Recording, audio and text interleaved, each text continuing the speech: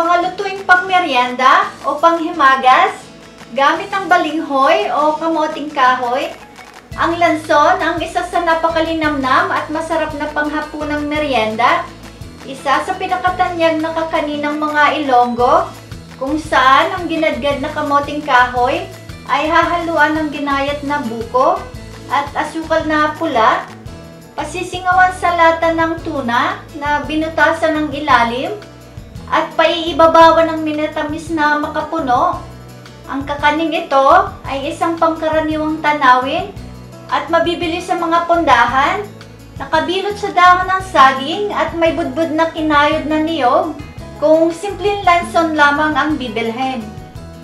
Kunin na ang mga sangkap gamit sa pagluluto at simulan na natin gawin ang puto lanson, kamoting kahoy, buko,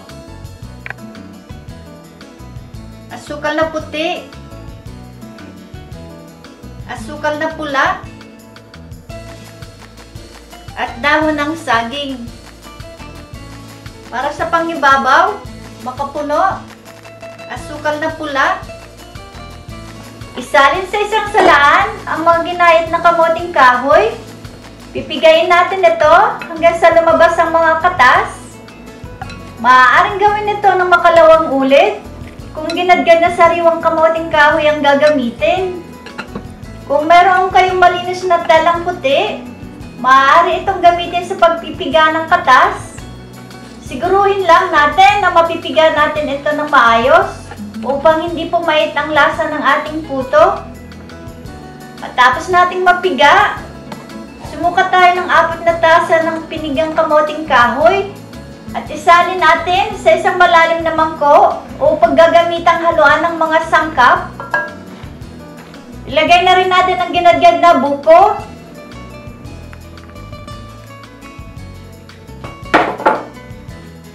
ang asukal na puti,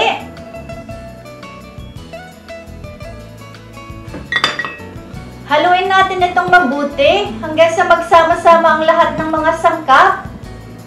Hindi lamang sa Kabisayan kilala ang meryendang ito, maging sa ilang bahagi ng Kabikulan at Katagalugan.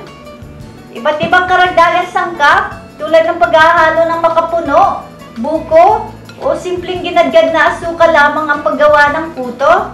Ang paggamit ng margarina, ginadgad na niyog, at binukayo sa ibabaw.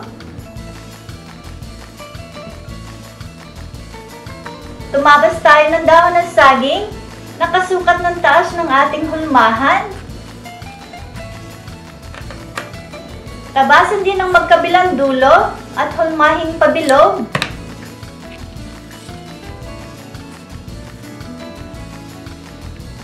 Lata ng tuna ang ating gagamiting lutuan.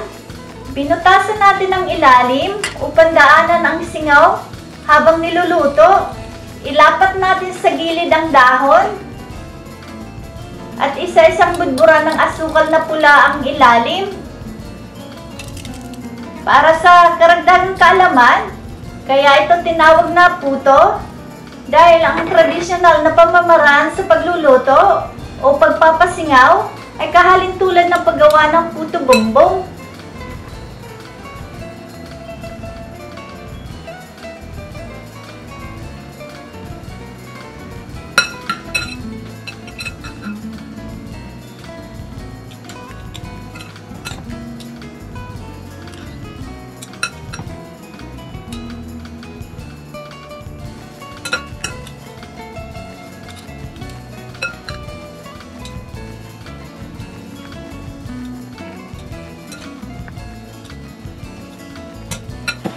Siksikin natin ng bahagya at pantayin ang ibabaw.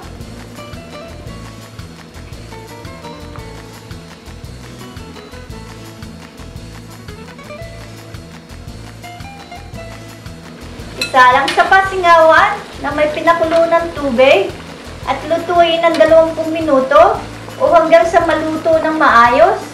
Habang nakasakala ng puto, gagawa tayo ng bukayo para sa pang-ibabaw. Ilagay ang makapuno sa isang lutuan. Isunod ang asukal na pula o paldo. Patuloy na paghalo ang ating gagawin sa katamtamang init ng apoy. Maaaring iliban na lamang natin ang prosesong ito kung nais at pahiran na lamang ng margarina o budburan ng kinayod na niyog ang ibabaw. Panay na halo pa rin ang gawin upang hindi masunog at hanggang sa lumapot.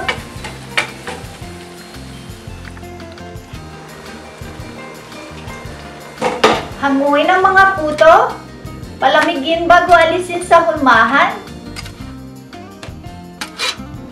Ilagay sa isang plato o dahon ng saging at lagyan ng ibabaw ng buka yung makapuno.